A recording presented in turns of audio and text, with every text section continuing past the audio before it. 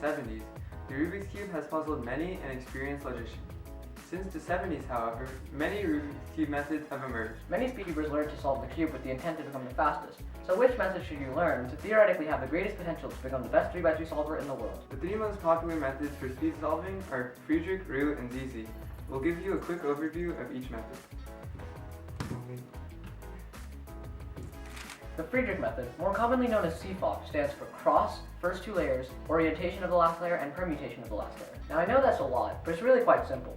The first step, cross, looks something like this. F2L looks like this. Notice that the whole block is solved here. OLL fixes the top color, and PLL solves the rest of the cube, usually with one algorithm. Roux is a method that starts off solving something called the first block. After solving the first block, the second block is completed, which utilizes the R, U, and M layers. After completing the first two blocks, the next step would be solving the corners of the last layer using an algorithm set called CMLL. The next step is to orient the rest of the edges, and the last step is called LSE, which solves the rest of the cube. ZZ is a method named for the initials of this guy, whose name I have no hope of pronouncing properly, but is spelled like this. His solution to the cube starts with edge orientation, or EO, which, to take a very complex concept and greatly simplify it, has you doing a few setup moves that make the cube solvable using only R, U, and L moves. While you do this, you must also create a line of three pieces on the bottom face of the cube.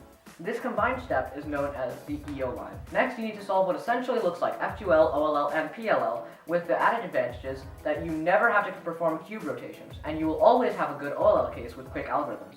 These easy OLL cases make influencing your PLL much easier if you're skilled enough to see that far. Before we continue, if you're looking for a new method to learn, CFOP would be your best bet. Not because it has the most potential as a method, but because it has the most resources, the easy transition from the beginner's method to CFOP, and the fact that the world records for the past 15 years have been set using CFOP.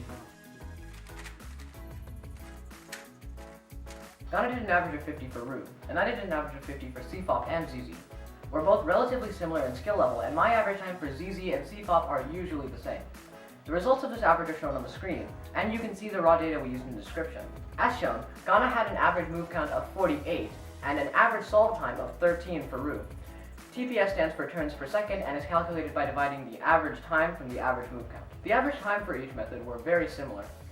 CFOP on the average was fastest, but that could just be because I'm more used to CFOP than I am with ZZ, as I've been using that method much longer. The average TPS for CFOP was about 4.41. ZZ had a TPS of 4.04. Roux had a low move count on average, while CFOP and ZZ had around the same move count at 53 moves. Now, even though CFOP was faster than ZZ, ZZ had a lower average TPS. This means that ZZ is a more efficient method than CFOP. Even though CFOP was faster for me, ZZ would be faster if I were the exact same skill level with both methods because of the lower TPS required to have a very comfortable result. Comparing Roux to CFOP and ZZ, you can see that the TPS is much lower in Roux than CFOP or ZZ.